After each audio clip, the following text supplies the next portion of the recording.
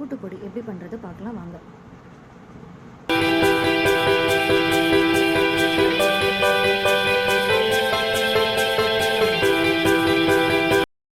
கூட்டுப்பொடிக்கு தேவையான இன்க்ரீடியன்ஸ் என்னென்னங்கிறத பார்த்துடலாம். முதல்ல 3 டேபிள் ஸ்பூன் அரிசி, 3 டேபிள் ஸ்பூன் கொத்தமல்லி, 1 டேபிள் ஸ்பூன் உளுந்து, 1 டேபிள் ஸ்பூன் கடலப்பருப்பு, 1 டேபிள் ஸ்பூன் சீரகம், 5 பட்டை, 5 லவங்கம், 1 டேபிள் ஸ்பூன் பெப்பர். எல்லாத்தையும் தனித்தனியாக ட்ரை ரோஸ்ட் பண்ணி எடுத்துக்கலாம். முதல்ல 3 டேபிள் ஸ்பூன் அரிசியை பேனில் சேர்த்து நல்லா பொன்னிறமாக வறுத்து எடுத்துக்கலாம். கைவிடாமல் கண்டிப்பாக எல்லாத்தையும் 2 நிமிஷமாச்சு ட்ரை ரோஸ்ட் பண்ணிக்கணும்.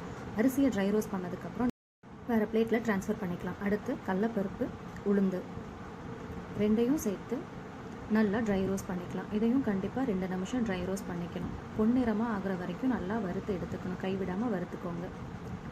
இதையும் வேறு பிளேட்டில் ட்ரான்ஸ்ஃபர் பண்ணிவிட்டு நெக்ஸ்ட்டு 3 டேபிள் ஸ்பூன் கொத்தமல்லியை சேர்த்து நல்லா பொன்னிறமாக வறுத்துக்கணும். எல்லாமே பொன்னிறமாக கண்டிப்பாக வறுத்துக்கணும். இதையும் வேறு பிளேட்டில் ட்ரான்ஸ்ஃபர் பண்ணிவிட்டு நெக்ஸ்ட்டு சீரகம் சேர்த்து அதே மாதிரி ட்ரை ரோஸ்ட் பண்ணிக்கோங்க.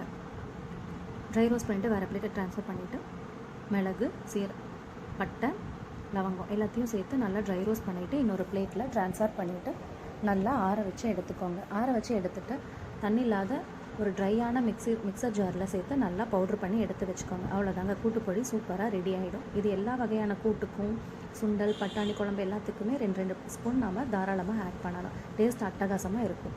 பிடிச்சிருந்தா லைக் அண்ட் சப்ஸ்கிரைப் பண்ணுங்கள்.